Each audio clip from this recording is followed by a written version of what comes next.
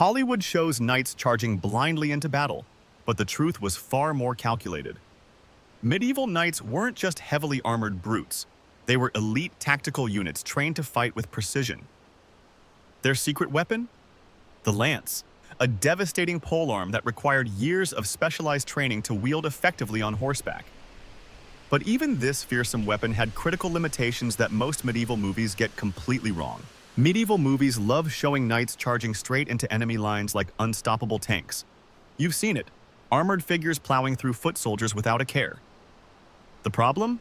That's about as realistic as a unicorn jousting tournament. Let's take a look at how films and games get this wrong. In most medieval battle scenes, knights act like individual wrecking balls. They'll charge alone into packed enemy formations and come out clean on the other side. That makes for cool visuals, but ignores basic battlefield reality. A single rider charging into a prepared infantry group would just get dragged off their horse and stabbed to death in the mud. The Battle of Hastings shows what really happened when cavalry charged uphill against ready infantry. Norman knights couldn't break Harold's shield wall for hours because fighting uphill slowed their horses and broke formation. Movies never show this. They'd rather have the hero knight plow through 50 guys like they're made of paper. In reality, terrain alone could neutralize a knight's advantages. Ranged weapons posed another issue films ignore. English longbow arrows could pierce armor at certain ranges and angles, something you rarely see in movies where arrows just bounce off plate like raindrops. At Agincourt, massed archery devastated French cavalry before they even reached the English lines. But in most medieval films, arrows aren't dangerous unless the plot needs them to be. Armor had real limitations too. Full plate restricted movement and vision, especially the helmets. In summer heat, knights cooked inside their metal shells. After a charge, exhausted horses couldn't immediately gallop again. They needed time to recover. None of these practical concerns make it into cinematic battles where knights seem to have unlimited stamina. Biggest misconception? The idea, knights fought alone. Actual medieval combat relied on unit cohesion. A single knight charging ahead of his formation would just isolate himself and die. Groups of knights had to maintain formation to be effective, something that required constant practice and communication during the chaos of battle. Games compound these myths by letting players solo entire armies in full plate. In reality, even the best armored knight could be overwhelmed by a few determined foot soldiers working together. Weapons like polearms and warhammers were specifically designed to counter armor. One good hit to an unarmored joint or visor slit could end a knight's day fast. Hollywood also loves showing knights charging straight into pike formations for dramatic clashes. Historical accounts tell a different story. Smart cavalry avoided frontal charges against prepared pikes. Horses won't impale themselves on pointy sticks unless forced. Instead, knights would look for flanks or wait for friendly infantry to disrupt enemy formations first. The truth is, knights succeeded through tactics, not just brute force. They waited for the right moment to charge, used terrain to their advantage, and worked closely with infantry and archers. When these elements came together, they could be devastating. When they didn't, you got disasters like the French at Agincourt. Movies skip all this because coordinated unit tactics don't look as cinematic as lone heroes. But understanding how knights really fought makes their battlefield role far more interesting. They weren't invincible juggernauts. They were specialized shock troops who needed perfect conditions to work best. Speaking of perfect conditions, that brings us to their primary weapon, the lance. On screen, it's just a pointy stick they aim forward. In reality, using one effectively required insane amounts of training, most films completely ignore. Let's talk about why this weapon was anything but simple. Movies show knights just pointing a lance straight and letting the horse do the work. That's like saying a sniper just pulls the trigger without aiming. The truth about lances is way more complicated than that. First off, lances weren't just pointy sticks. They were carefully made from ash or fir wood, usually between 8 and 14 feet long. The metal tip was socketed onto the shaft, not just jammed on there. And here's the thing people miss. The wood had to flex just right during impact. Too stiff and it would shatter, too bendy and it wouldn't transfer force properly. Getting that balance took real craftsmanship. Using one wasn't simple either. At full gallop, hitting a moving target with a 14-foot pole takes insane precision. If you aim wrong by just a few degrees, the lance slides off harmlessly or worse, snaps violently from the torque. Historical accounts describe knights practicing daily for years just to land reliable hits on practice dummies, let alone a dodging enemy. The physics make this even trickier. When a lance hits armor at speed, the force ripples through the entire weapon. Too direct an impact could snap even the best-made lance. That's why skilled knights would angle the tip upward slightly at the moment of contact, letting it glance off armor rather than take the full blunt force. Different armor types require different techniques too. Against chainmail, a straight thrust worked best since the pointed tip could punch through rings. But against plate armor? Better to aim for weak spots like visor slits or go for a blunt impact that could knock the enemy off balance. Some lances even had coronal tips, those three-pronged points you sometimes see, specifically to hook and pull lighter armored opponents down. Training for this wasn't optional. A typical knight would start lance practice around age 12, spending hours daily perfecting techniques most movies never show. They'd practice tracking moving targets while galloping, adjusting grip pressure for different impacts, and landing precise blows on specific armor weak points. Manuscripts describe specialized tilt yards where young knights trained with progressively longer lances as their skills improved. Ever wonder why medieval artwork shows lances breaking constantly? That wasn't bad craftsmanship, it was a design feature. Lances were meant to shatter on impact because all that force had to go somewhere. Better the lance break than transfer all that energy back into the knight's arm. Some estimates suggest successful charges often saw 80% of lances destroyed in the first impact. Here's another thing movies get wrong. Lances weren't disposable. Knights didn't just toss broken lances aside like junk. Squires carried spare lances and knights would circle back to retrieve them between charges. A good knight might go through multiple lances in a single engagement, switching between them as needed. Manuscript illustrations show squires running fresh lances to knights mid-battle like armorers reloading archers. The real limitation was the horse. War horses had to be trained not to shy from impact, keep charging straight into what appeared to be solid walls of enemies, and not panic when lances shattered around them. One bad spook at full gallop could send a knight tumbling before contact. That's why the best war horses cost as much as small estates. Their training was just as specialized as the knights. Lances worked best in formation too. Single knights charging with lances tended to get mobbed after impact, but a wedge of knights hitting together could punch through enemy lines, creating gaps for following troops. Manuscripts describe coordinated lance charges where multiple knights would aim for the same section of shield wall to maximize the shock effect. Against certain opponents, though, lances were nearly useless. Loose formations of light infantry could simply sidestep charges. That's why smart knights never relied solely on lances. They always carried secondary weapons for when the initial charge failed. Poleaxes, maces, and swords all came into play once the distance closed. Eyewitness accounts describe failed lance charges turning into brutal hand-to-hand brawls where knights would actually throw broken lance shafts like spears before drawing backup weapons. One chronicle even mentions knights gripping shattered lances like clubs when nothing else was available. That complexity is what makes lance combat fascinating. It wasn't mindless charging. It was a precision weapon requiring years of brutal training, perfect teamwork between knight and horse, and smart tactical decisions about when and where to use it. Get everything right, and you could take down heavily armored opponents in one hit. Get it wrong, and you're suddenly a very expensive target stuck in the middle of enemy lines holding half a broken stick. Which brings us to the real weapon system. Not the lance, not the knight, but the combination of horse and rider working together. Because without the war horse's specialized training, none of these lance techniques would even be possible. The knight gets all the credit, but the real weapon was the horse. Movies show knights doing all the work while their mounts basically just run forward. Truth is, war horses were highly trained combat partners worth more than some castles.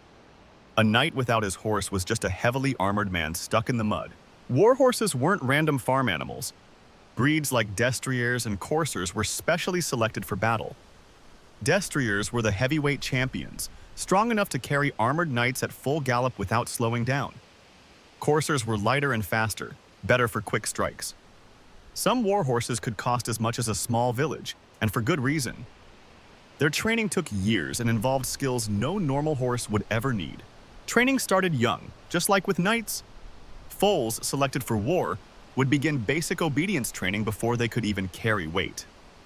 By age 4, they'd start learning combat maneuvers, sharp turns, sudden stops, rearing on command. The hardest part? Teaching them not to panic when metal clanged against their armor or when lances shattered nearby. Horses naturally flee from loud noises and threats, so this went against all their instincts.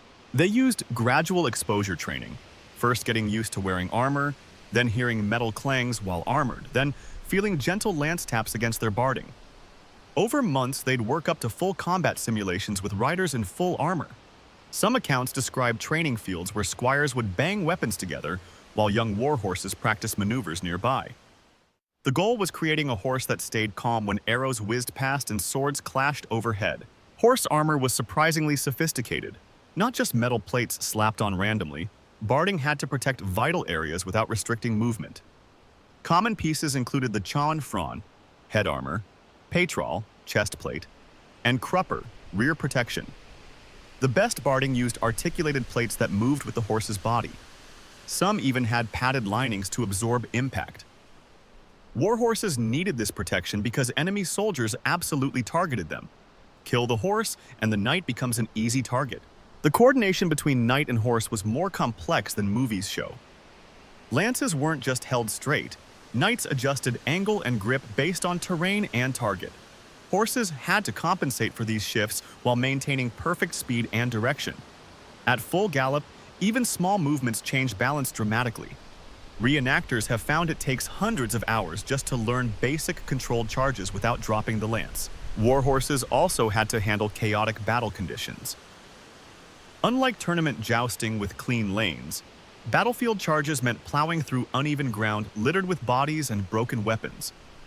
Horses had to step carefully while charging forward at speed. No easy task while wearing nearly 100 pounds of armor. Some accounts describe trained war horses leaping over fallen soldiers mid-charge rather than trampling them. The psychological factor mattered too. A nervous horse could ruin a charge by breaking formation or refusing to advance. That's why experienced knights often rode the same horse for years. They needed that deep bond where horse and rider reacted as one unit. Tournament records show famous knights would sometimes refuse to compete if their preferred warhorse wasn't available. One big misconception is that war horses blindly charged into solid infantry walls. Actually, smart horses would refuse to run directly into obvious barriers. That's why effective infantry formations presented a solid line of spears. The horses would instinctively pull up. Only the most heavily conditioned war horses could be trained to charge home against such obstacles, and even then only if their rider urged them forward. Maintaining war horses was a constant challenge.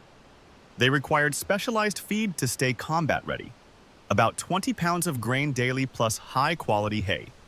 Stabling had to be secure since enemy raids often targeted horses. On campaign, squires spent hours daily grooming and checking horses for injuries. A single neglected hoof infection could take a war horse out of action. The best war horses developed combat instincts beyond just training. Chronicles describe some recognizing enemy banners and becoming more aggressive toward those forces. Others allegedly learned to identify vulnerable opponents, kicking out at approaching foot soldiers. There are even accounts of horses continuing charges after their riders fell, disrupting enemy lines on their own. When everything worked right, the knight-horse combination was devastating. At the charge's moment of impact, the war horse's mass and speed multiplied the lance's power. A good war horse knew to lean into hits rather than pull away. After impact, trained horses would immediately disengage or turn for another pass without needing commands. But lose the horse and the knight's effectiveness plummeted. Dismounted knights were slower, less mobile targets. That's why smart commanders kept reserves of fresh horses ready. Swapping mounts could keep knights in the fight longer. At Agincourt, many French knights had to fight on foot after English arrows killed their horses, making them easy prey for infantry. The relationship went both ways too. War horses relied on their riders for protection and direction in battle. Without proper commands, even the best trained horse would revert to natural instincts and flee danger. That's why knights and horses trained together constantly. Their survival depended on that partnership functioning perfectly in the chaos of combat. Which explains why medieval armies invested so much in their cavalry programs. Breeding, training, and maintaining war horses required dedicated facilities and expert staff. The best warhorse trainers commanded salaries comparable to master armorers. Because without these specialized animals, knights were just heavily armored men, too slow to chase down enemies or escape bad situations. Speaking of specialized training, that brings us to the weirdest piece of medieval knight equipment, the quintain. This bizarre-looking device was basically their version of a combat flight simulator, and it played a crucial role in turning knights into effective fighters. The quintain, medieval combat simulator. The quintain looked like something between a scarecrow and a playground equipment, but this weird contraption was how knights learned not to die in battle. Picture a post with a spinning arm. One end had a target like a shield or dummy, the other a weight or sandbag. When you hit the target with your lance at full speed, the weighted end would swing around hard. Miss your strike or fail to pull away fast enough. That weight would smack you in the back on its return swing. This wasn't just some medieval punching bag. The quintain mimicked real combat physics better than most modern trainers could. The swinging weight simulated what happened after a real lance strike. Either you delivered a clean hit and kept moving, or you got countered. Chronicles describe knights practicing daily with these devices, starting with light taps and working up to full-power strikes. The Battle Merchant article notes it helped knights practice both delivering and receiving lance thrusts while mounted, which sounds simple until you remember they're doing this in 60 pounds of armor on a moving horse. What made the quintain so effective was how it built muscle memory. Knights had to learn exactly how much force to apply, when to brace for impact, and how to recover their stance after striking. Modern athletes call this conditioning, repeating movements until the body reacts automatically. Except knights weren't just training their muscles, they were conditioning their horses too. A war horse had to stay steady during those impacts rather than spook or veer off. Historical accounts mention different quintain designs for different skills. Some had spinning arms that required perfect timing to avoid the return swing. Others used dangling rings knights had to spear while galloping past. Early versions of those carnival ring toss games, except with deadly weapons. The most advanced models even had adjustable weights to simulate hitting heavier opponents. You can imagine the arms race as knights' skills improved. All right, Pierre, turn the sandbag up to angry French nobleman setting today. Modern recreations show how deceptively hard this training was. Even experienced riders struggle to hit the target consistently at full gallop, let alone avoid the return swing. The Battle Merchant article points out this wasn't just about accuracy. It helped knights develop the ability to deliver precise blows while riding at high speeds. That's like trying to thread a needle from a motorcycle going 30 mph while wearing oven mitts. The quintain also solved a major training problem. How do you practice killing blows without actually killing your sparring partners? Real lance practice between knights was incredibly dangerous even with blunted weapons. The quintain let them train solo while still getting realistic feedback. Some experts think this device alone might explain why knights dominated battlefields. They could drill combat scenarios safely, over and over, something foot soldiers rarely got to do.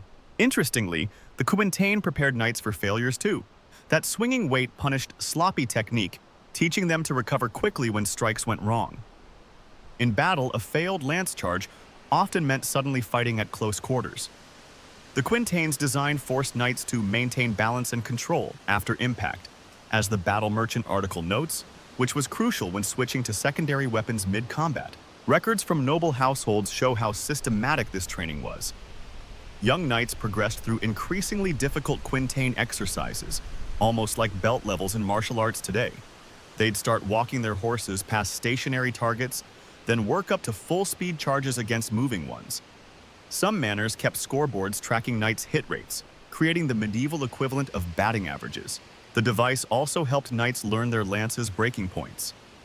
As the Battle Merchant article mentions, the quintain allowed practice with gradually increasing the force to simulate striking an armored opponent. This was vital because lances often shattered on impact. Knights needed to understand how much force they could apply before their weapon failed. Some quintains even had breakaway components to simulate this mid-strike. Perhaps the cleverest feature was how the quintain trained both offense and defense simultaneously.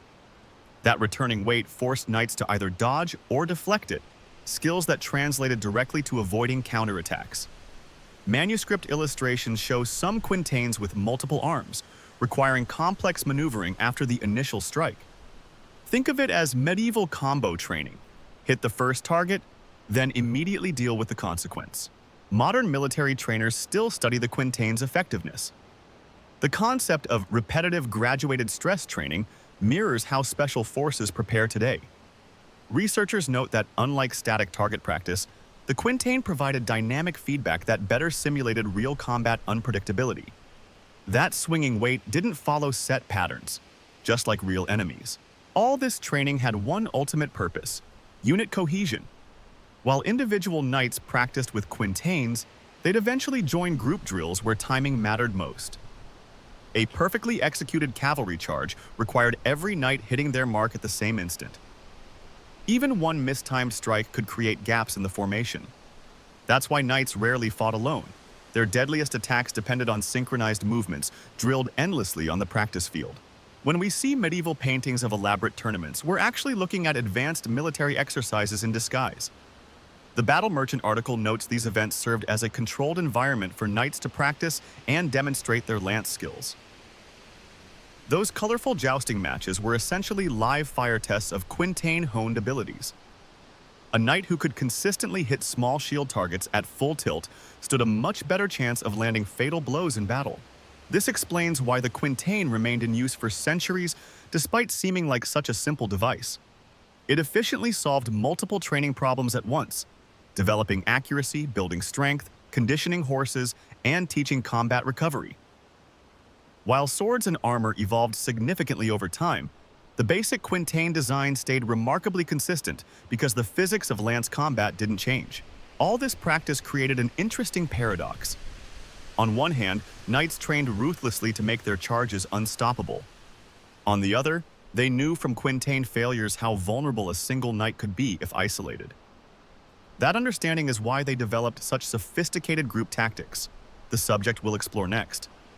Because while Hollywood shows heroic individual combat, real medieval warfare was all about coordination.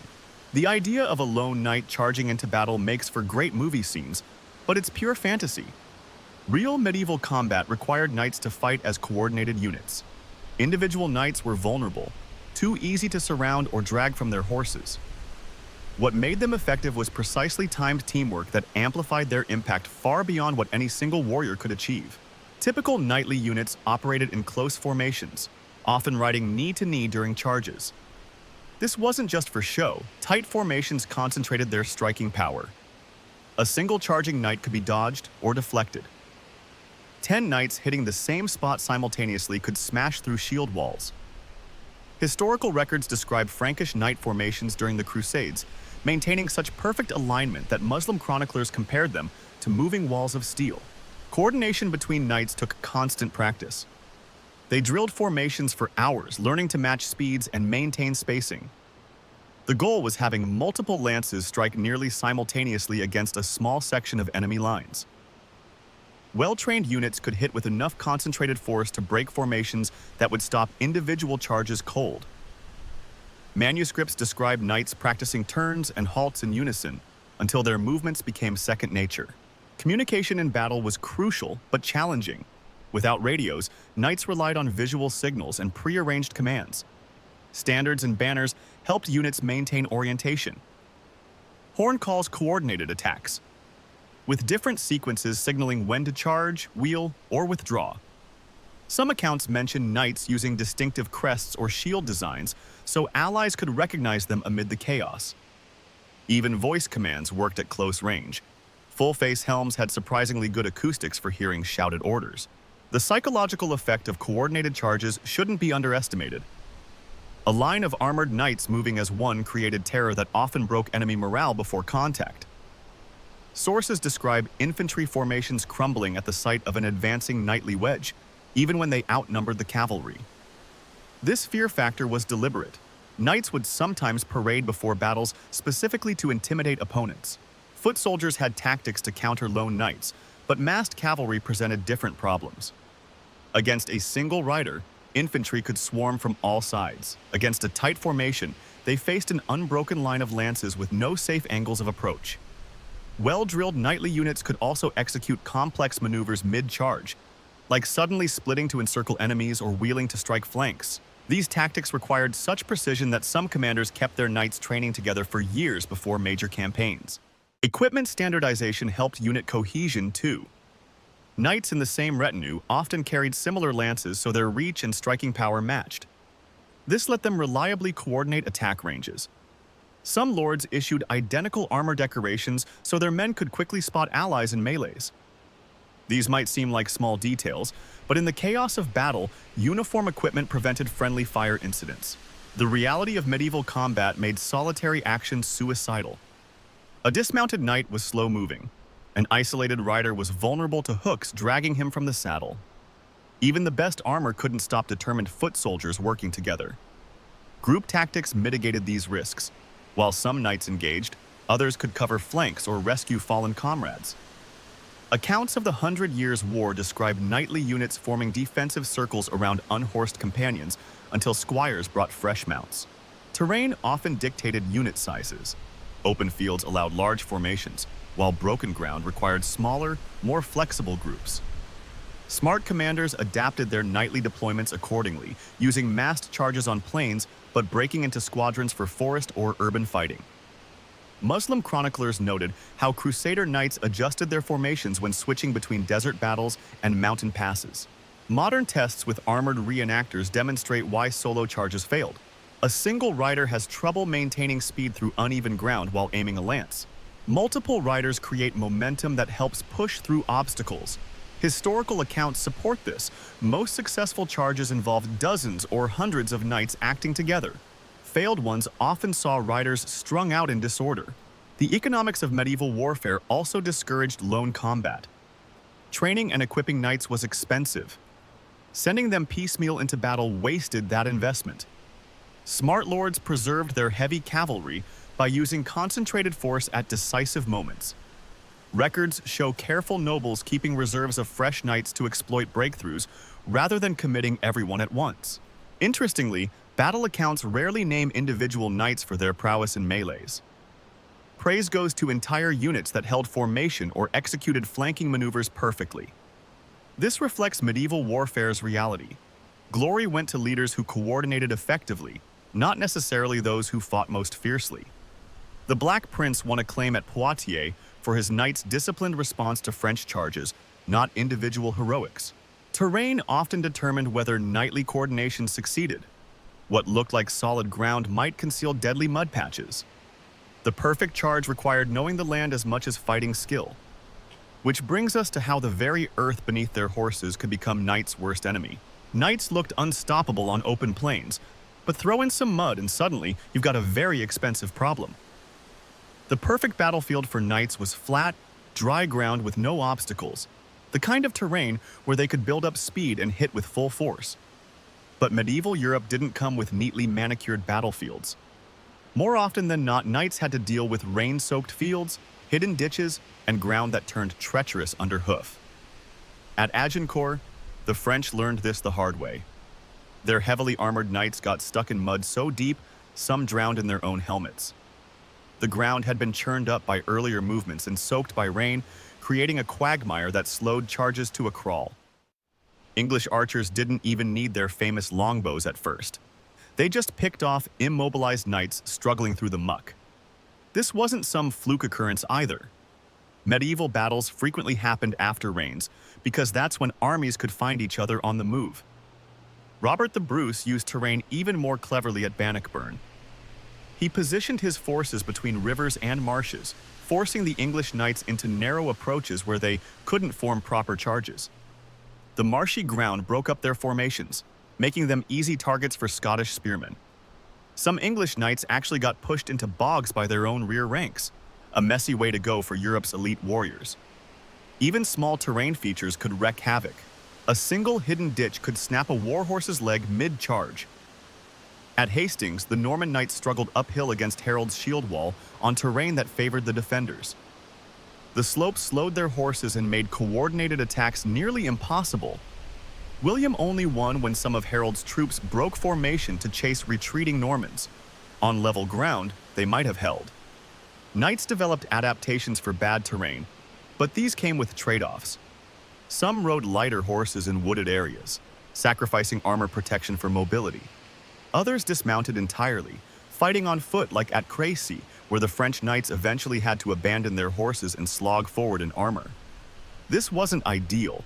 Plate armor wasn't made for hiking, but sometimes it beat sitting ducks on stuck horses. Weather could change everything overnight. A field that was perfect for charges one evening might become a swamp by morning. Smart commanders sent scouts to check ground conditions before committing their cavalry. Some even timed attacks for when the sun was at their backs, knowing the glare could hide terrain hazards from approaching enemies. The worst terrain of all? Recently plowed fields. Those furrows could trip horses at full gallop, and the loose dirt gave no solid footing for charges. At Patay, French knights got bogged down in freshly turned earth and were slaughtered by English longbows. After that disaster, French commanders became obsessive about checking farmland before battles.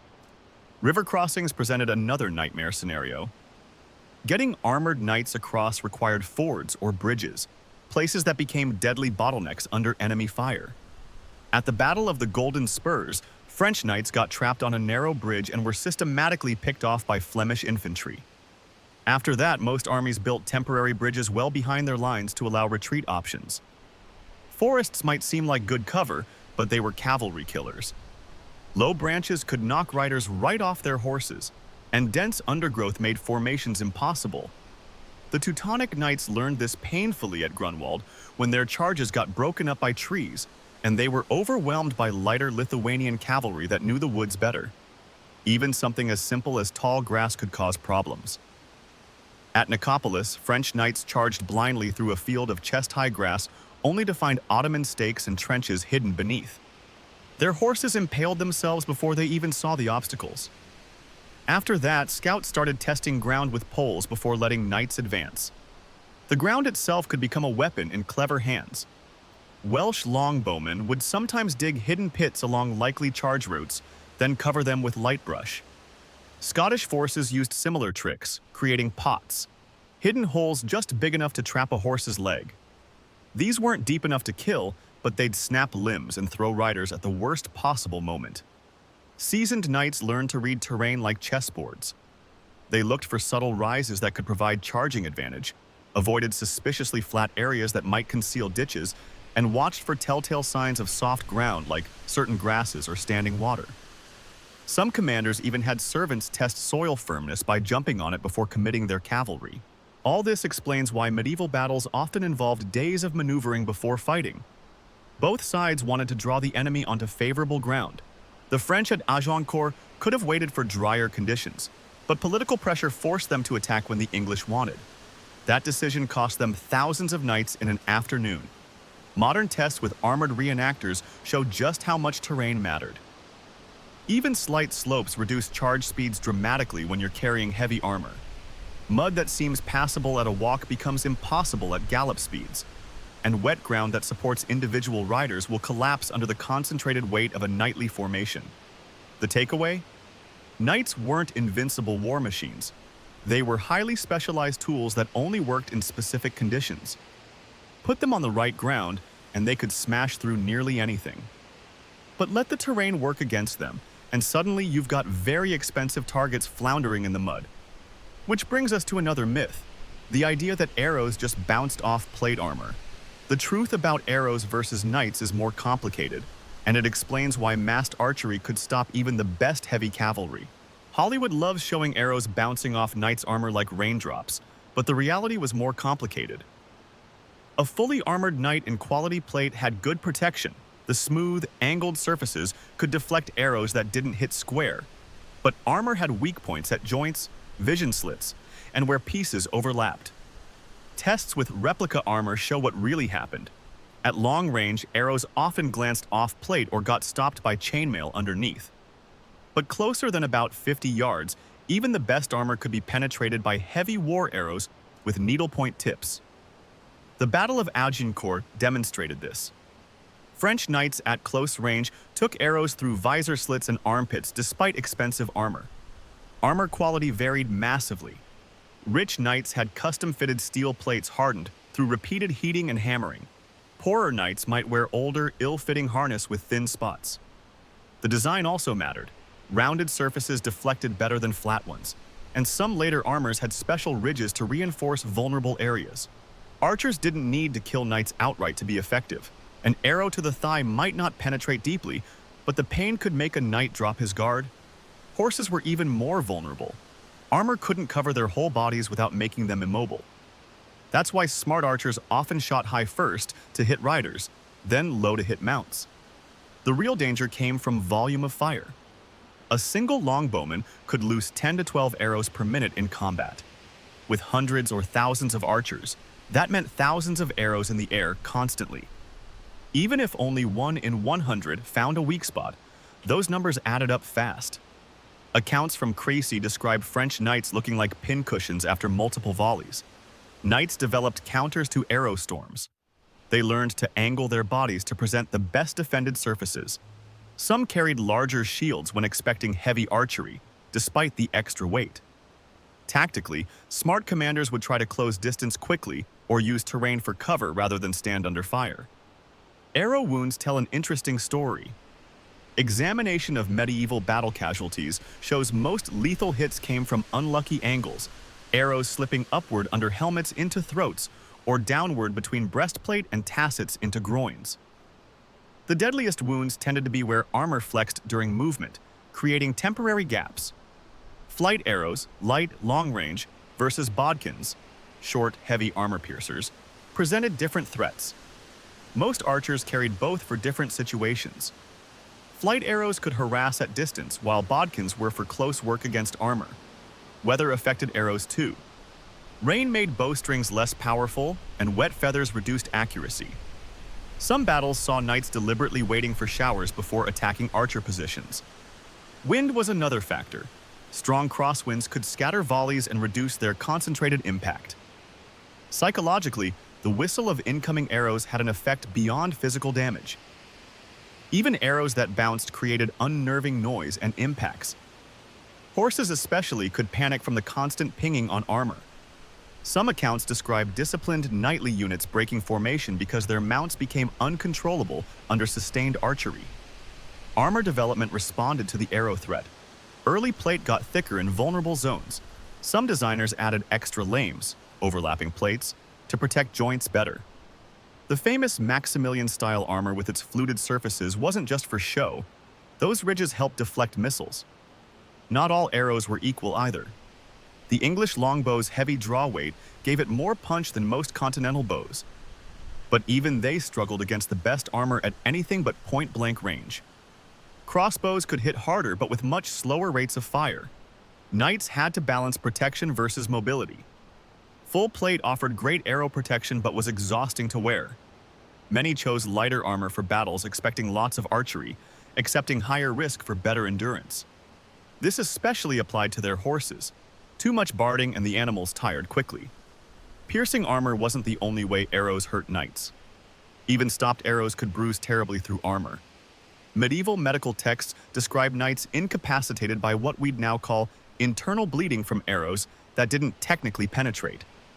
A solid hit to the helmet could concuss even without breaking through. The visibility problem was real too. After taking several arrows stuck in his visor slits, a knight's vision could be severely obstructed. Some accounts mention knights having to pause in battle to clear arrow shafts from their helmets just to see again. Ultimately, knights feared disciplined infantry more than anything else on the battlefield. All that armor and training meant nothing if foot soldiers knew how to use their pointy sticks properly. Movies show knights trampling helpless peasants, but history tells a different story. A well-drilled infantry unit could take down cavalry every time when conditions favored them. The secret was simple physics. A foot soldier's polearm outreached a knight's sword by several feet. Weapons like pikes, halberds, and bills let infantry strike knights before they could get close enough to use their shorter weapons. A schiltron formation, infantry standing shoulder to shoulder with spears pointing outward, looked like a porcupine to charging horses. War horses wouldn't charge into that wall of sharp points unless forced. Scottish forces proved this at Bannockburn. Their tightly packed schiltrons with 12-foot spears stopped English cavalry charges cold. Horses either pulled up short or impaled themselves on the pikes. Then the Scottish infantry would advance methodically, maintaining formation while pushing the knights back. Muddy ground made it even worse. Knights who fell couldn't get up quickly in all that armor. Polearms had different designs for different anti-cavalry jobs. Spears kept knights at bay, bills could hook riders off horses, and halberds combined spear points with axe blades for armor-piercing chops. Some polearms had spikes on the reverse end, so infantry could brace them against the ground against charging horses, essentially turning each weapon into a miniature anti-tank obstacle. Terrain mattered just as much as weapons.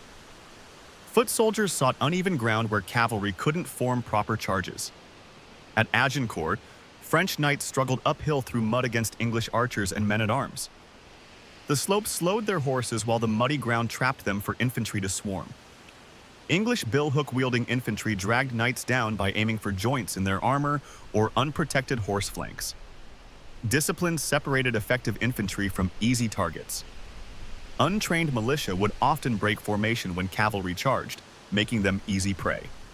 But professionals stood their ground, knowing their weapons could win if they held formation. Swiss pikemen became legendary for marching in perfect order against charging cavalry. They'd even sing as they advanced to maintain rhythm. Roman legionaries demonstrated this centuries earlier with their multiple battle lines. Fresh troops could rotate forward to replace tired front ranks, keeping the formation solid against prolonged cavalry assaults. This system worked so well that disciplined Roman infantry routinely defeated cavalry-heavy forces like the Parthians. Breaking formation meant death against knights. At Hastings, some of Harold's infantry pursued retreating Norman cavalry, only to get cut down when the Normans turned on them. The English shield wall held perfectly until those men broke ranks. Then the Normans exploited the gaps with devastating charges. Horses were knights' weak link. Even armored war horses had unprotected legs and bellies. Polearm techniques targeted these areas first. A slash to the legs could bring down a mount without ever touching its armored rider. Once unhorsed, knights floundered in their heavy armor while infantry finished them with dagger thrusts through visor slits. Some infantry specialized in anti-cavalry traps. At the Battle of Golden Spurs, Flemish militia dug pits and planted stakes along likely charge routes. When French knights attacked, their horses broke legs in the hidden obstacles. The foot soldiers then swarmed the fallen riders with goat and dogs, spiked clubs that could crush even the best helmets. Smart infantry exploited psychological factors too. The sight of an unbroken wall of spear points made horses balk. Noise helped. Songs, chants, or banging weapons on shields could spook mounts. Some commanders had infantry feign retreats to draw knights into prepared killing zones. Light infantry played havoc with knights when properly used. At Morgarten, Swiss troops ambushed Austrian cavalry in a mountain pass, rolling boulders down slopes to crush them before closing in with polearms. Without room to charge, the knights couldn't leverage their main advantage.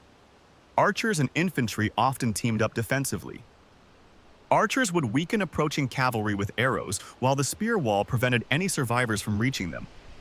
This combination worked so well that English armies routinely defeated much larger French forces during the 100 Years' War. Knights knew this danger and adapted. They'd dismount to fight as heavy infantry when terrain favored it. Some carried polearms themselves for these situations. At Crécy and Poitiers, French knights eventually had to abandon failed mounted charges and fight on foot, too late to change those battles' outcomes. The best infantry didn't just defend, they attacked cavalry proactively. Swiss pikemen advanced aggressively against horsemen, using their long weapons like mobile stake walls. As knights retreated, they'd get chased down by quicker-moving foot soldiers who weren't burdened by heavy armor. What really leveled the playing field was coordination. A lone spearman couldn't stop a knight, but 50 spearmen in tight formation were nearly unstoppable.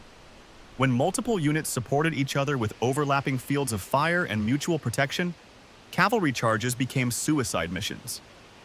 This explains why knights respected professional infantry while dismissing peasant levies. One was a deadly threat, the other just target practice. The terrifying truth for knights was that discipline and polearms could overcome even the best armor and training. Which brings us to another powerful weapon, Fear itself, because once knights learned what disciplined infantry could do to them, just the sight of certain formations could make whole cavalry units refuse to charge. The most terrifying weapon knights carried wasn't their lance or sword, it was fear itself. A disciplined infantry formation might withstand a charge, but raw recruits often broke just seeing armored horsemen bearing down on them. The psychological impact mattered as much as physical force in medieval combat. Picture the scene. A line of fully armored knights charging knee to knee, lances leveled, their horses' hooves making the ground shake. Even experienced troops felt that primal fear. For untrained militia, the sight could trigger instant panic. Multiple accounts describe entire units turning to flee before the knights even made contact. This fear factor wasn't accidental. Knights cultivated it deliberately. Armor designs emphasized intimidation with fluted surfaces and menacing helmets. War horses were bred and trained to look fierce during charges. Some knights attached noisemakers to their equipment so their approach sounded like an oncoming storm. The effect wasn't just about visuals either. The noise alone could break morale. Chroniclers describe the cacophony of hundreds of armored riders, metal clanging, horses snorting, lances rattling against shields. Combine that with the dust cloud kicked up by their charge, and you had a sensory overload designed to overwhelm defenders. Muslim chroniclers wrote about Frankish knights in the Crusades seeming like a moving iron wall when they charged together. That coordinated advance unnerved even veteran soldiers. When disciplined infantry held their ground, knights would often pull up short rather than actually hit. The threat alone sometimes achieved their goal. Commanders exploited this psychological edge strategically. Smart knights would menacingly parade along enemy lines before battle, letting their intimidating appearance work on defenders' nerves. Some staged mock charges to test enemy discipline. If any soldiers flinched or broke ranks, that revealed weak points to target. The terror worked both ways, though. Charging into unbroken spears took nerves of steel, especially for the lead riders. That's why some formations used alternating ranks. Fresh knights would rotate forward to maintain the charge's momentum if front ranks hesitated. Timing also played a role in the terror tactic. Charges launched too early might give enemies time to recover. The most effective ones came when infantry were already tired or distracted. Some battles saw knights waiting hours for the perfect moment, when enemy formations showed slight disorder before unleashing their charge. Weather conditions amplified the fear. Charging into the sun could make knights appear suddenly as silhouettes. Morning mist made their numbers hard to judge. A handful of knights might seem like an entire cavalry wing emerging from fog. Clever commanders exploited these natural phenomena to magnify their psychological impact. The stigma of retreating played into knights' hands too. Medieval warriors knew surrender meant ransom, but fleeing often led to slaughter. As the source notes, the attacking side doesn't necessarily want to wipe out the opposing army completely, as they can ransom off the people who surrender. This made the terror of charging knights even more effective. Infantry knew standing might mean captivity while running meant likely death. Modern psychology explains why terror charges worked so well. The human brain instinctively prioritizes fleeing from fast-moving, looming threats, an evolutionary holdover from predator avoidance. That instinct often overrode battlefield training under stress. Even veteran soldiers sometimes found themselves running before consciously deciding to flee. Some armies tried counter-psychological tactics of their own. English longbowmen would shout and bang weapons together before volleys to startle horses. Scottish schiltrons sang marching songs to maintain courage against charges. But these measures only worked with highly disciplined troops. Raw conscripts usually broke regardless. Interestingly enough, the fear didn't always require actual knights. At the Siege of Jerusalem, crusaders tied branches to donkeys' tails to simulate approaching cavalry, making the Muslim garrison panic before any real horsemen arrived. This shows how much of the terror was based on expectation rather than reality. Not all charges delivered on their terrifying promise, though. At Bannockburn, the English cavalry's intimidating show failed against Scottish discipline. When charges didn't immediately break enemy morale, they risked becoming costly failures, knighthood's equivalent of bluffing in poker and getting called. However, most medieval commanders agreed that effective charges won battles before swords even crossed. The sight of armored cavalry accelerating toward you tested nerves unlike anything else. Those who passed the test became elite infantry. Those who failed often didn't live long enough to learn from mistakes. When terror worked, it created self-fulfilling victories. One fleeing soldier could trigger mass panic as others followed suit. The source explains, if one side is losing, or even if they're not really losing, they don't want to die. And so the way to survive that is to retreat. This domino effect helps explain why relatively small knightly forces sometimes routed much larger armies. The best knights mastered both physical and psychological warfare. They knew when charges could win battles through intimidation alone versus when they actually needed to engage. That balancing act between real threat and perceived danger was what separated effective cavalry leaders from mediocre ones. This psychological mastery came from harsh experience, both as spectators and participants.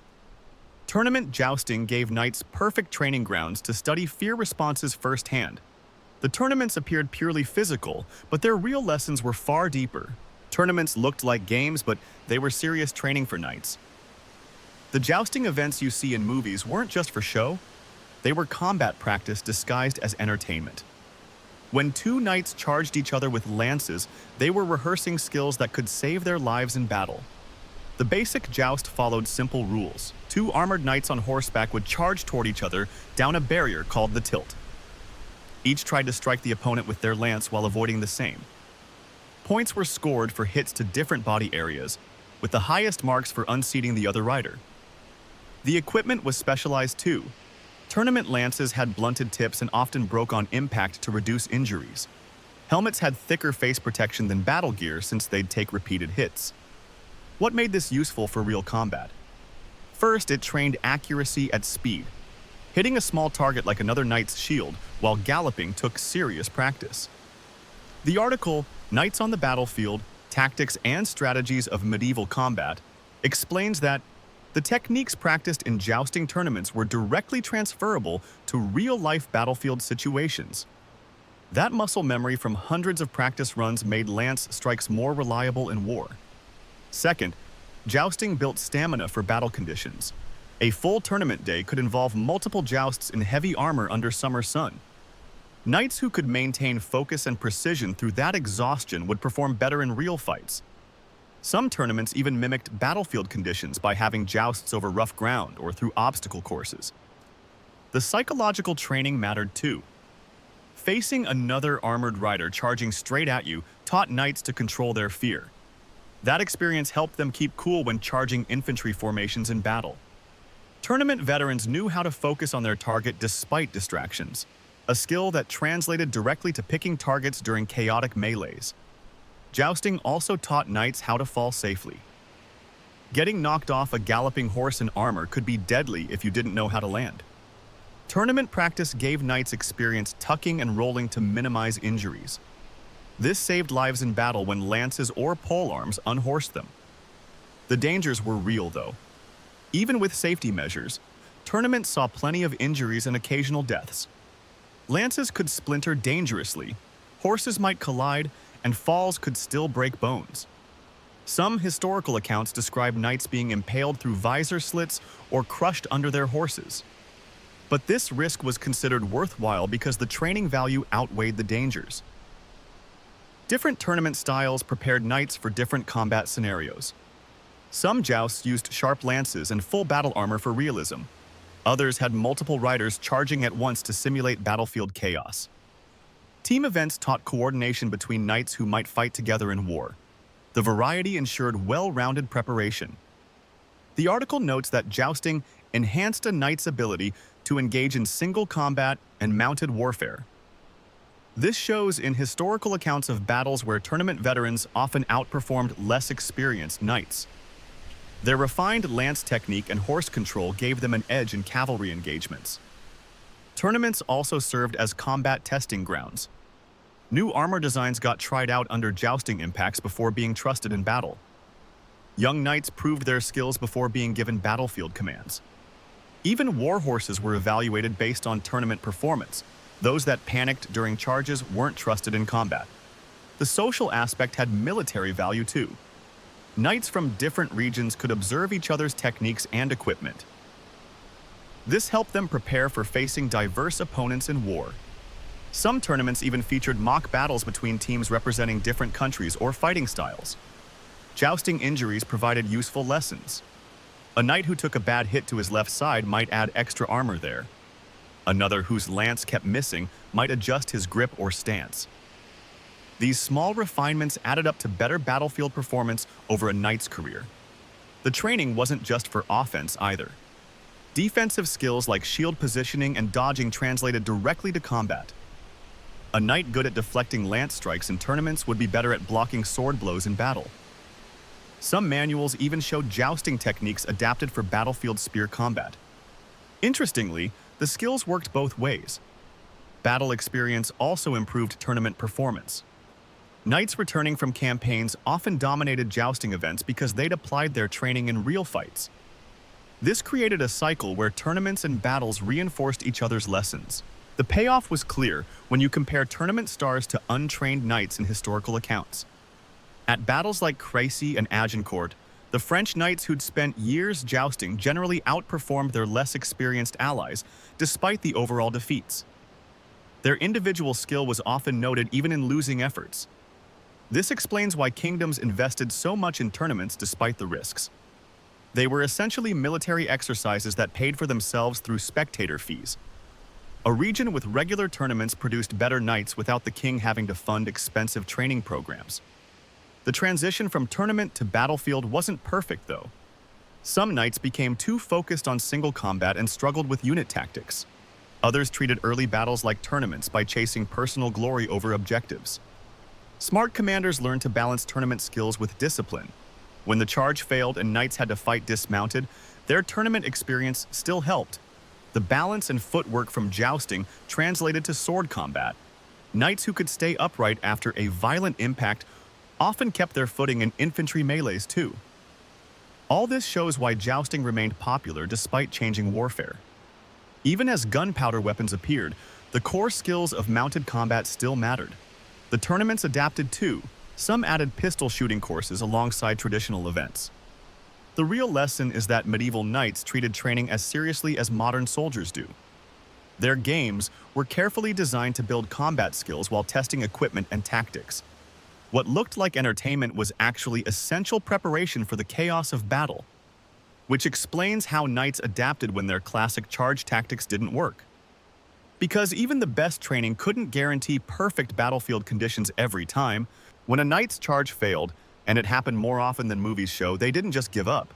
That armored warrior had plenty of backup plans, starting with an arsenal of secondary weapons designed for close fighting. The lance might be their signature weapon, but it was usually the first thing they lost in battle, either shattered on impact or simply too unwieldy for tight combat. Every knight carried a sidearm, typically a sword, as the most common backup. But swords weren't always the best choice against armor, which is why most knights also packed crushing weapons like maces or warhammers. The poleaxe was popular too. It combined an axe blade, hammerhead, and spike into one versatile package. These weapons could crack plate armor or crush the joints where protection was weakest. You didn't need to pierce the metal when you could deliver concussive force straight through it. Dismounting was often the smart move when charges failed. Knights fought on foot at battles like Agincourt and Crécy when the terrain or enemy formations made mounted combat pointless. Once grounded, they'd form tight groups with other dismounted knights and men-at-arms, creating a mobile strongpoint on the battlefield. These groups could hold ground better than individual knights while still packing serious offensive power. Switching weapons mid-fight was a trained skill, not panic behavior. Squires helped by carrying extra weapons, but knights practiced drawing their sidearms smoothly after losing their lances. Manuscripts show techniques for transitioning from lance to sword in one motion during a charge's aftermath. Some knights even used broken lance shafts as improvised clubs or short spears before reaching their main backup weapons. Armor influenced weapon choices too. Against lightly armored foes, swords worked fine. But when facing other knights, the crushing weapons came out. Poleaxes became popular because they could hook limbs, punch through armor, and deliver hammer blows, all with the same tool. You see this adaptation in battle accounts where knights start with lances but Quickly shift gears when armor proves too tough for swords. Teamwork mattered just as much dismounted as on horseback. Knights fighting on foot coordinated with polearm-wielding sergeants who could keep enemies at bay. The knights would then deliver precise strikes against armored opponents while their teammates guarded against flanking moves. Historical reenactments show how effective mixed groups of knights and foot soldiers could be when traditional cavalry tactics failed. Battlefields forced constant adaptation. A knight might start mounted, switch to foot combat when encountering rough terrain, then remount if the situation changed. Some accounts describe knights fighting in relay teams. One group would dismount to hold a position while others remained ready to exploit openings. This flexibility made knightly forces more resilient than pure cavalry or pure infantry armies. Ranged threats forced more adaptations. Against massed archers, some knights would dismount early rather than risk their horses to arrow fire. Others kept the mobility by having squires lead fresh mounts to them mid-battle. At Crécy, French knights eventually had to abandon their war horses entirely and slog forward on foot under English arrows, a desperate move that failed, but showed their willingness to adapt. Non-weapon gear helped too. Some knights carried daggers specifically for armor gaps. The misericord was a thin blade for slipping into visor slits or armpits. Others used small shields called bucklers when fighting dismounted for extra protection. Even their armor design adapted, with some late medieval suits making compromises for better mobility when fighting on foot. Approach varied by region too. English knights trained more for dismounted fighting than their French counterparts, which showed at battles like Poitiers. German knights often carried more varied secondary weapons than French knights who preferred swords. These regional differences meant knights from various areas adapted differently when their initial tactics failed. Psychological factors played a role.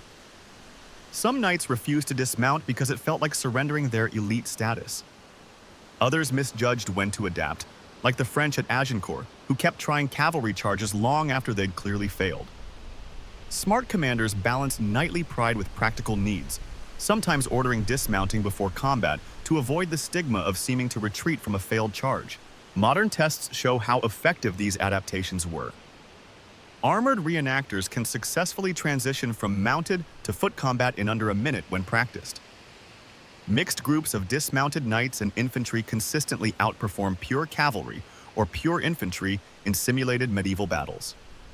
The versatility was clearly a combat multiplier, not a last resort. Secondary weapons weren't just backups. They were part of a system. A knight's sword complemented his lance by covering different combat ranges. His mace covered different armor types. Even his dagger had a specific role in finishing off downed opponents. This weapon ecosystem let knights handle multiple combat scenarios rather than just relying on the charge. The transition point between mounted and dismounted combat was often the most dangerous moment. A knight swapping weapons while enemies closed in was vulnerable. That's why they practiced rapid dismounting drills and always positioned themselves near allies when possible. Smart knights never assumed their charge would succeed. They planned for what came next. Logistics supported these adaptations too. Squires didn't just carry extra lances.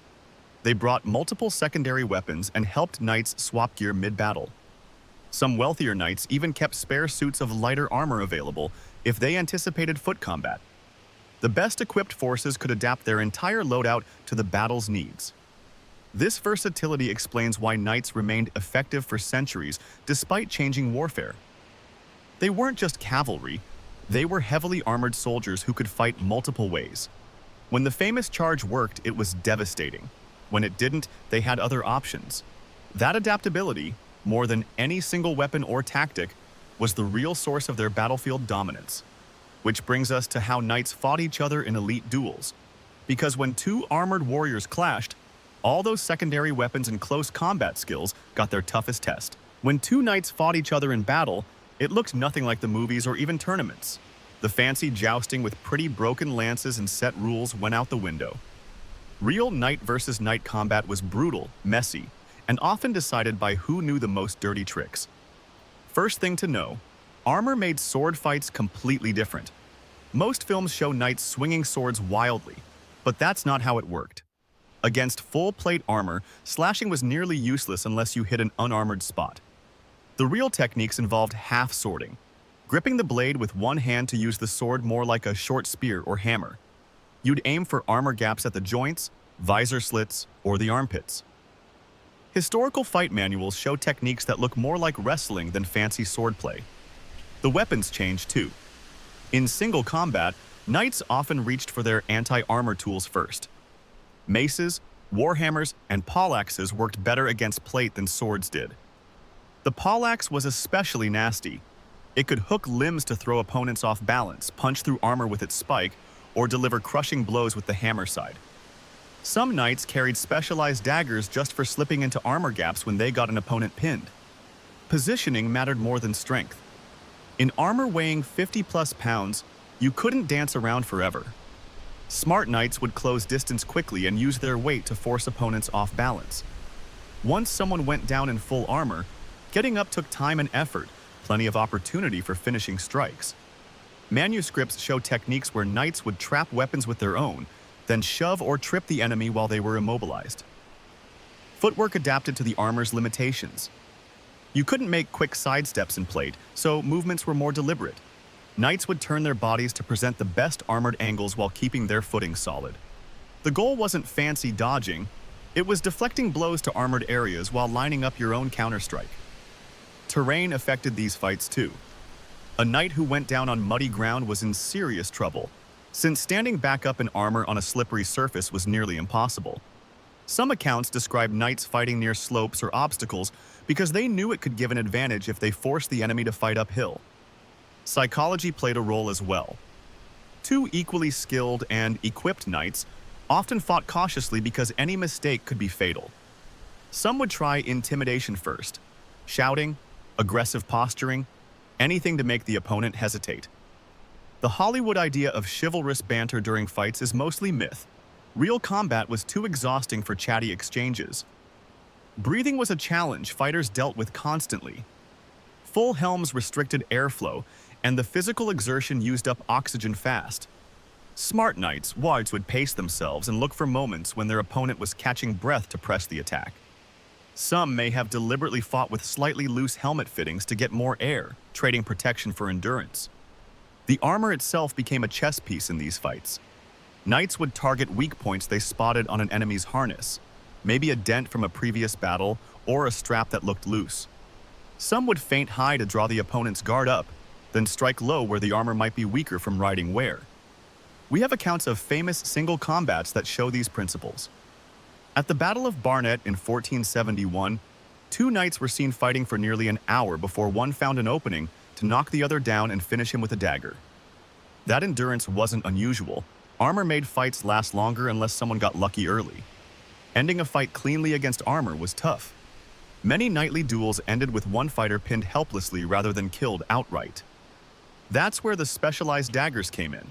Once you had an enemy on the ground, you could find a gap to stab through. Some knights carried daggers with triangular blades that slipped between armor plates more easily. Speed sometimes trumped raw power. While armor protected against most sword cuts, a quick, precise thrust to the visor could still be fatal. Some fighters trained specifically to exploit the brief moments when vision ports lined up right during an opponent's movements. Training differences showed clearly in these fights. Knights who'd studied combat manuals and practiced regularly had a big advantage over those who just relied on strength. The manuals show complex counters and reversals that required precise timing. Things you couldn't improvise mid-fight without preparation. Single combat between knights was ultimately a thinking game more than a strength contest. The best fighters looked for patterns in their opponent's style and exploited them. Did he always parry high first? Feint to draw that reaction, then go low. Did she favor 1 foot forward? Attack from the other side to throw her off balance. All this explains why leading knights in battle was tougher than it looked. Being a good fighter yourself didn't mean you could coordinate dozens of others effectively. The skills that won single combat didn't automatically translate to battlefield command. That required a whole different set of abilities. Single combat between knights was ultimately a thinking game more than a strength contest. The best fighters looked for patterns in their opponent's style and exploited them. Did he always parry high first? Feint to draw that reaction, then go low. Did she favor 1 foot forward? attack from the other side to throw her off balance. All this explains why leading knights in battle was tougher than it looked. Being a good fighter yourself didn't mean you could coordinate dozens of others effectively. The skills that won single combat didn't automatically translate to battlefield command. That required a whole different set of abilities. Pressure came from all directions. Knights had to monitor enemy movements while keeping their own troops in order. Some chronicles describe commanders stationing themselves on slight rises to better see the battlefield, though this made them obvious targets. Others positioned trusted subordinates at key points to oversee sections of the line while they moved between trouble spots. Morale management was crucial. Knights had to project confidence even when things went wrong. At the Siege of Orleans, Joan of Arc's mere presence inspired French troops to keep fighting despite earlier defeats. Conversely, a panicking commander could spread fear through an entire army. Terrain awareness separated decent from great commanders. The smartest didn't just look at the ground. They considered how weather might change it. At Towton, the Yorkist archers used wind direction to outrange their Lancastrian counterparts. French knights at Agincourt ignored how overnight rain would churn the battlefield into mud, with deadly results. Experience mattered more than titles. Younger knights might technically outrank veteran men-at-arms, but wise commanders listened to seasoned fighters. Some lords kept councils of experienced soldiers to advise during battles. The French at Crécy ignored their Italian crossbow commander's advice about the terrain, a decision that contributed to their defeat. Logistical thinking separated true commanders from mere fighters. While individual knights worried about their own gear, commanders had to ensure entire units had supplies. That meant organizing food, spare weapons, and replacement horses before and during battles. Poor logistics doomed many medieval armies before fighting even started. Personal combat ability still mattered, though. Men followed knights who led from the front, not behind. At the Battle of Arsuf, Richard the Lionheart didn't just order the charge. He led it personally when the moment came. That kind of leading by example kept troops loyal even in tough fights. Different cultures produced different command styles. French knights often emphasized bold cavalry actions, while English commanders combined arms more deliberately. German knights developed complex signaling systems for their diverse troops. These regional approaches clashed in interesting ways during battles. The command burden changed over time. Early medieval knights might only lead small household troops. By the 1400s, some commanded armies numbering in the thousands with varied unit types. This professionalization meant the best commanders studied warfare deliberately, not just relying on natural talent. Command failures taught harsh lessons. At Nicopolis, overconfident French knights charged without waiting for allied Hungarian troops, leading to their defeat by the Ottomans. Good commanders learned from such disasters, adjusting their approaches in future battles. Interestingly, some of the best commanders weren't the strongest fighters. Bertrand du Guesclin succeeded despite being physically unimpressive because he understood strategy. Meanwhile, many champion tournament fighters failed as commanders because they couldn't think beyond individual combat. Training for command happened mostly through observation. Young knights learned by accompanying experienced commanders, not from textbooks. Some wealthy lords staged small battles solely to train their heirs in troop handling, medieval war games before the concept existed formally. The night before battle separated leaders from followers. While ordinary soldiers rested, commanders finalized plans, positioned scouts, and briefed subordinates. Chroniclers describe great commanders like Edward III spending sleepless nights walking camp to check preparations personally. The transition from fighter to commander wasn't automatic. Many knights struggled with the shift from personal glory to group success. Some never made it, remaining outstanding warriors but poor leaders. The best learned to think in terms of entire armies rather than individual deeds. Which brings us to the other half of warfare that movies never show, the logistical nightmare of keeping all those knights and their equipment functioning. Because no matter how good your tactics, they don't matter if your men are starving or your horses are lame. Keeping knights ready to fight was often harder than the actual fighting. You might think the tough part was swinging swords or charging lancers, but the real challenge was making sure all that equipment and all those horses stayed functional. A single knight needed armor, weapons, multiple horses, food for himself and his mounts, plus support staff to maintain everything. Multiply that by hundreds, and you've got a logistical nightmare most medieval movies completely ignore. Take armor maintenance alone. Rust was a constant enemy, especially in wet climates. Knights needed regular access to grindstones for sharpening weapons and sand for polishing armor. Chainmail required special care to prevent rust between the rings. A single battle could leave armor dented and needing repairs, which meant traveling with blacksmiths who could work steel. Some nobles brought portable forges on campaign, but that meant more wagons slowing down the army. Horses presented even bigger problems. A war horse ate about 20 pounds of grain daily plus hay. That's over 7,000 pounds of food per horse per year. Now consider that a wealthy knight might bring 3 to 4 horses, a heavy destrier for battle, lighter coursers for traveling, and pack animals. Multiply that by hundreds of knights, and suddenly you're moving tons of feed daily. Armies had to either carry supplies or constantly forage, which risked angering local populations. The horse issue went beyond food. War horses needed regular shoeing, typically every 4-6 weeks. That meant traveling with farriers and carrying hundreds of spare horseshoes and nails. Lameness could cripple cavalry forces, so commanders monitored horse health carefully. Some campaigns kept spare mounts in reserve, but that meant even more logistical strain. At Agincourt, many French knights lost effectiveness after English arrows killed their horses precisely because replacements weren't readily available. Weapons weren't simple either. Lances broke constantly in battle, so knights needed multiple spares. Squires carried backup weapons, but those needed maintenance too. Swords required regular sharpening, polearms needed their heads tightened, and crossbows demanded careful string care. The article, The Challenges of Medieval Warfare, notes that equipment transport was a massive undertaking. Wagons carried everything from spare armor pieces to bowstrings to arrowheads. Supply chains determined where and when knights could fight. Cavalry couldn't operate far from support bases unless foraging was reliable. Wet weather could bog down supply wagons, starving men and horses. Some armies used river barges to move supplies more efficiently, but that limited campaign routes. The English in France during the 100 Years' War often stuck close to coastal areas where ships could resupply them. Seasonal changes affected everything. Summer campaigns risked heat exhaustion for armored knights and dehydration for horses. Winter meant dealing with frozen ground that was hard on horses' legs. Some lords timed campaigns around harvests to ensure local food would be available. Others avoided fighting during mud seasons when wagons couldn't move.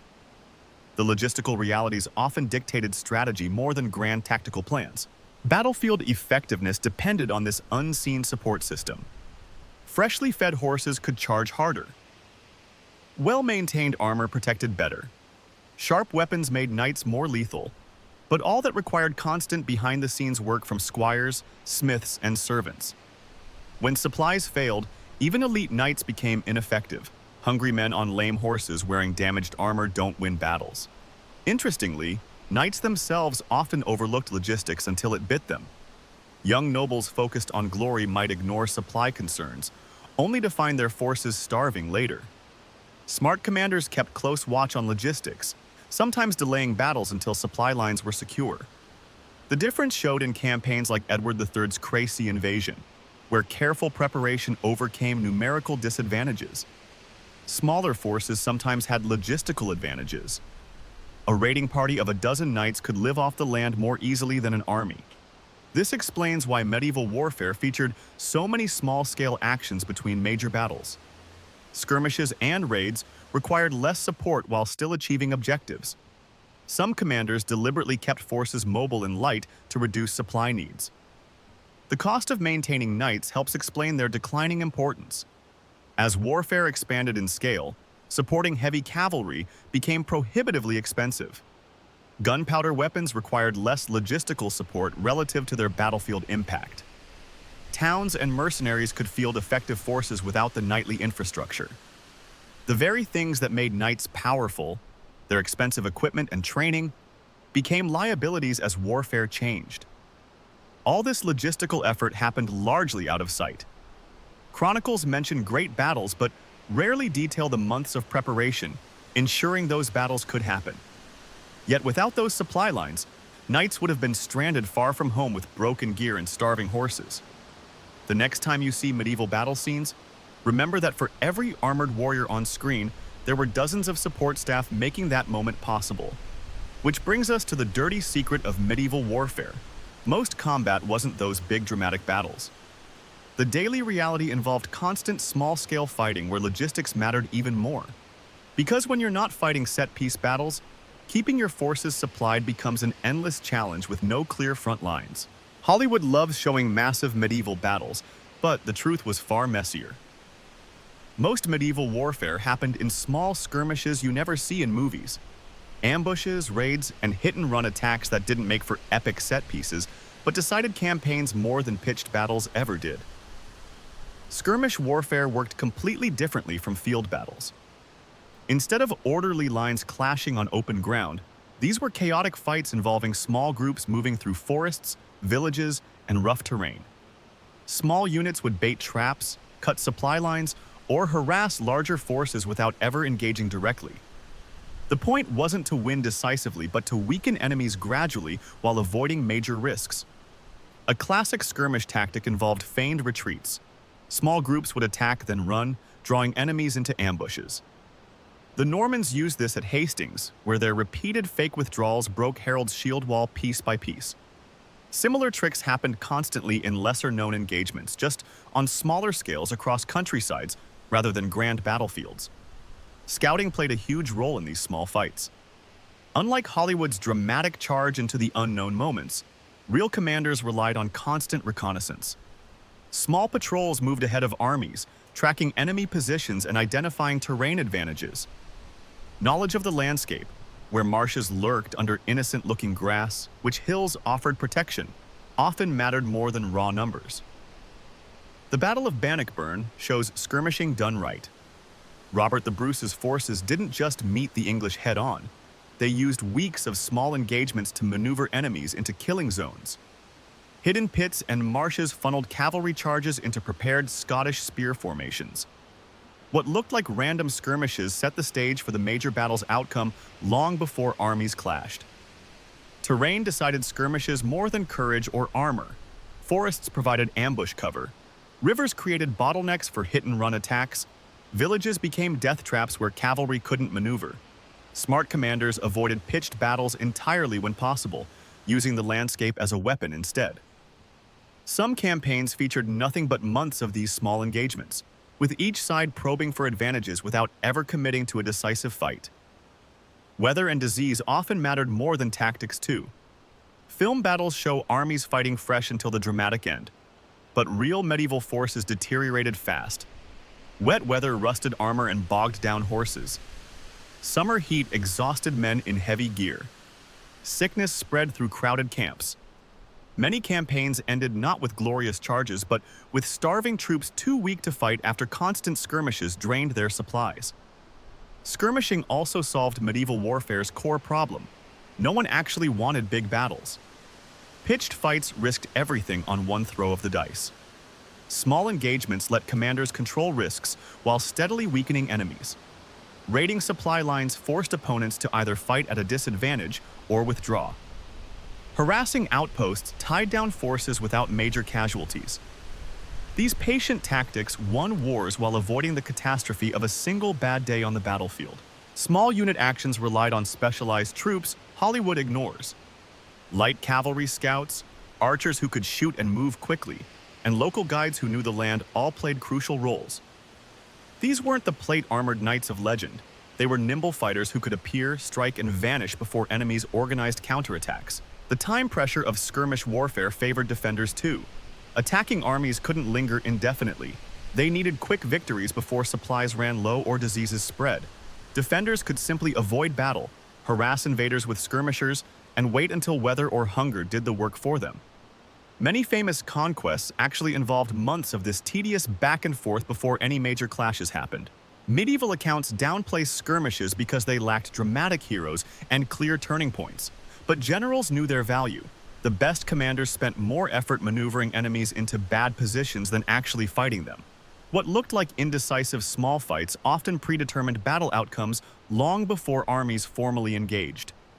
This explains why castles mattered so much beyond just defense. Stationed garrisons launched constant small raids against nearby enemies while staying safe behind walls when pursued. Famous strongholds weren't just passive defenses, they served as bases for this grinding, small-scale warfare that slowly strangled invaders' ability to operate in contested regions. The emphasis on skirmishing changed how medieval leaders thought about war. Instead of training just for climactic battles, smart forces drilled for reconnaissance, rapid movement, and ambush tactics. Light equipment mattered more than heavy armor when speed and endurance decided most engagements. Commanders who understood this could win campaigns without ever fighting the dramatic battles history remembers. Which makes the romantic idea of chivalry even more fascinating, because all this dirty, unheroic warfare happened alongside elaborate codes of honor that rarely matched battlefield realities. The contrast between messy skirmishes and noble ideals shows just how much medieval warfare was about image as much as results. We hear a lot about chivalry. This noble code knights were supposed to follow, protecting the weak and fighting fair. The reality? It was more of a suggestion than a rule when actual combat started. Historical accounts show knights doing plenty of things that would get them kicked out of any chivalry club today. Take prisoner treatment, for example. The code said captured knights should be treated well and ransomed. But records show many were tortured for better payouts or just executed if no one wanted to pay. During the 100 Years' War, there are multiple cases of captured knights having their fingers crushed to convince their families to pay faster. Not exactly honorable behavior. Then there's targeting non-combatants. Chivalry says protect civilians, but knights regularly looted villages and burned crops as a strategy. The chevauchée tactics of the English involved systematically terrorizing the French countryside. One account describes knights competing to see who could torch the most farms in a day. Hardly seems protective of the weak. Battlefield deception was another common violation. The code discouraged trickery, but clever knights used it constantly. Fake retreats were a favorite. Lure the enemy into chasing, then turn and crush them when they're scattered. At the Battle of Hastings, William the Conqueror used this exact trick twice to break English formations. The whole fair fight between equals idea also falls apart when you look closely. Knights ganged up on lone opponents all the time. At Agincourt, English archers and knights worked together to overwhelm isolated French nobles. There's even a case where 3 knights attacked a single French commander simultaneously, not exactly the honorable one-on-one combat we imagine. Ransoming was supposed to be civilized, but it often turned predatory. Wealthy prisoners got good treatment because they were valuable. Poorer knights? Not so much. Some were left to starve in makeshift prisons if no ransom came. Others had their armor and weapons taken, then were released barefoot in winter, which was often a death sentence anyway. What about mercy towards defeated foes?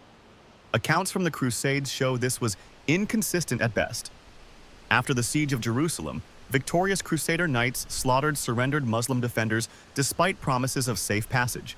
Meanwhile, during internal European wars, nobles often spared each other because they might need reciprocal mercy later. Convenient morality. The tournament circuit reveals more hypocrisy.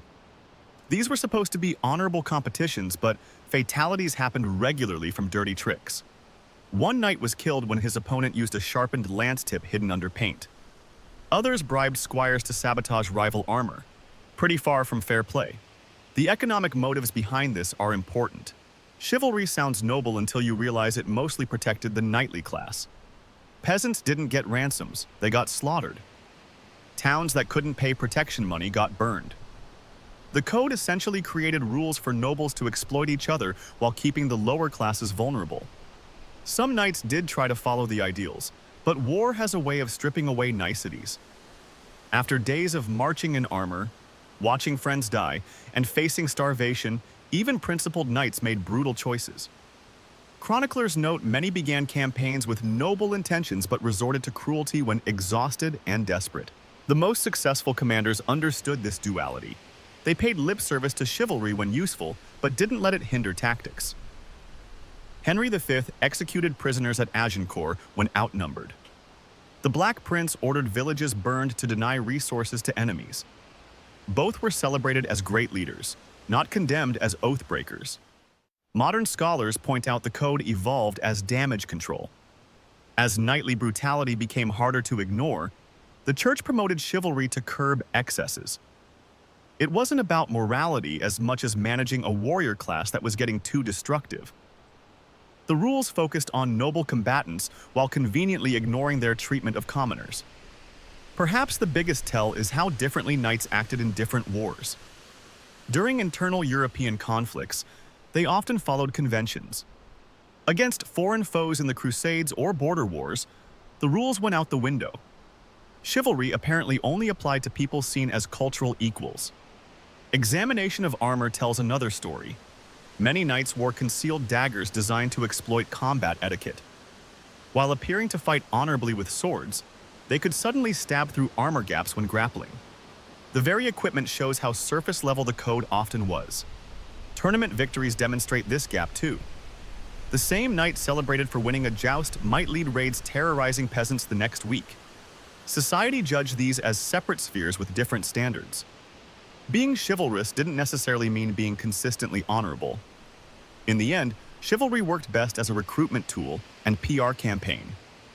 It attracted young nobles to military service with ideals of glory.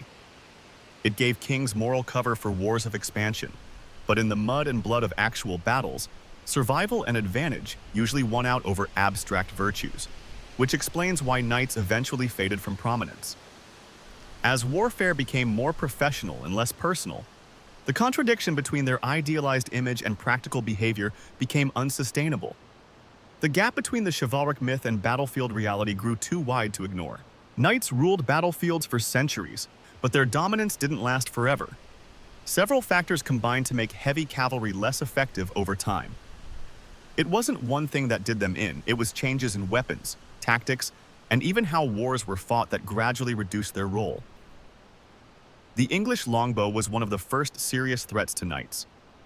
At battles like Crécy and Agincourt, massed archers showed armor wasn't foolproof. The longbow's high firing rate, up to 6 arrows per minute, meant even if most bounced off plate, some would find weak spots. Arrows could penetrate mail at close range or hit vulnerable spots like faces and necks. These battles proved disciplined archers could stop cavalry charges, especially when combined with good terrain choices. Infantry tactics improved too. Foot soldiers learned how to counter knights effectively. At Bannockburn, Scottish troops used marshy ground and polearms to create killing zones knights couldn't pass. Swarms of determined infantry with pikes or halberds could take down even the best armored riders. This wasn't luck. It was practiced tactics that exploited cavalry's weaknesses. Gunpowder weapons changed everything. Early cannons might have been clumsy, but they could scatter formations and kill at ranges nothing else could match. As firearms improved, armor became less useful. Why spend fortunes on plate armor when a peasant with a gun could pierce it? The psychological impact mattered too. Horses hated gunfire noise and often panicked. Professional armies replaced feudal levies. Instead of lords bringing their personal knights, nations started maintaining standing troops. These professional soldiers trained constantly and fought differently. They relied less on individual heroics and more on drilled formations. A knight's personal skill mattered less against coordinated pikemen or musketeers. The costs became impractical. Maintaining a knight was insanely expensive. The armor alone cost as much as a small farm. War horses were even pricier. As warfare scaled up, fielding hundreds of knights became financially impossible for many states. Cheaper infantry and artillery offered more bang for the buck. Tactics evolved past cavalry charges. Siege warfare grew more important than open battles. Fortifications adapted to resist cavalry. Ditches, stake walls, and angled defenses neutralized charges. Smart commanders found ways to avoid meeting knights on open ground where they excelled. The Swiss showed infantry could dominate. Their pike formations crushed Burgundian knights multiple times. These weren't random peasants. They were highly trained professionals who moved as one. Their successes proved infantry didn't just defend against knights. They could attack and win too. Terrain usage improved. Opponents learned to fight in woods, cities, or marshes where cavalry struggled. Knights needed room to maneuver. Denied that, they became slow targets. Some armies deliberately chose bad ground for cavalry, then attacked when knights were stuck. Logistics worked against knights. All that heavy gear needed transport and maintenance. While a foot soldier carried his own equipment, knights needed wagons for armor, grooms for horses, and smiths for repairs. These support needs made campaigns slower and harder to supply. The social structure changed. Feudal obligations weakened as cash economies grew. Kings preferred paying soldiers directly rather than relying on nobles bringing knights. This shifted military power away from the knightly class towards centralized authority. Armor became obsolete. As guns improved, wearing plate armor went from protection to liability.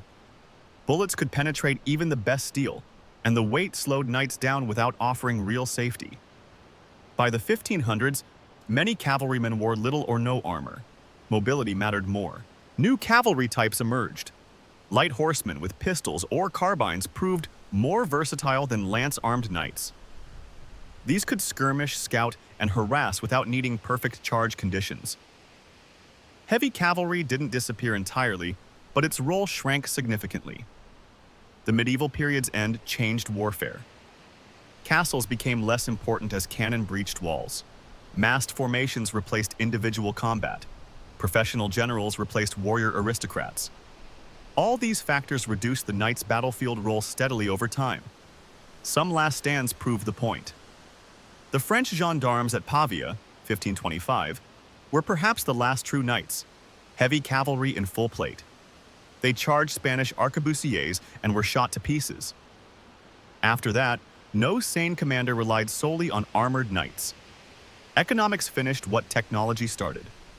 Maintaining knightly forces became financially unsustainable. The cost of one fully equipped knight could train and equip dozens of arquebusiers or pikemen. Nations opted for quantity over that elite quality. Cultural changes mattered too. The Renaissance valued different skills than the medieval period. Being a scholar diplomat became more prestigious than being a warrior. Courts valued artists and thinkers more than jousting champions. Weapons continued improving. Muskets replaced arquebuses, then rifles replaced muskets. Each innovation made armor less useful. By the 17th century, only cuirassiers still wore substantial armor, and even that was disappearing. The transition wasn't instant. Knights remained effective in certain situations for decades, but their heyday as battlefield dominators ended when opponents found reliable ways to counter them. No warrior type remains supreme forever. Someone always develops an answer. Interestingly, modern armored warfare brings some parallels. Tanks face similar challenges to knights. They're powerful but expensive, need support, and can be countered by cheaper weapons in the right terrain. History suggests nothing stays dominant permanently. Every advantage sparks new counters. All this explains why knights faded from dominance. Their skills remained relevant, but the battlefield changed around them. What made them powerful early on, armor, mobility, shock, became less decisive against new weapons and tactics. Their decline shows how warfare constantly evolves, favoring those who adapt best to new realities. Which brings us to the conclusion about knights' real legacy. Their impact wasn't about being unstoppable juggernauts. It was about how they adapted tactics and training to dominate battlefields for centuries before newer methods surpassed them. So we've seen that what made knights effective wasn't just their armor or weapons, it was their training, tactics, and teamwork. Movies get this wrong all the time, showing lone knights hacking through armies when reality was far more complex. If you want to dig deeper, check the description for sources on actual medieval combat. Next time you watch a medieval battle scene, look for how often they show knights working together, reacting to terrain, or switching tactics when charges fail. Those small details separate fantasy from the real history of these warriors. See you in the next one. Thanks for watching this video. Subscribe for more.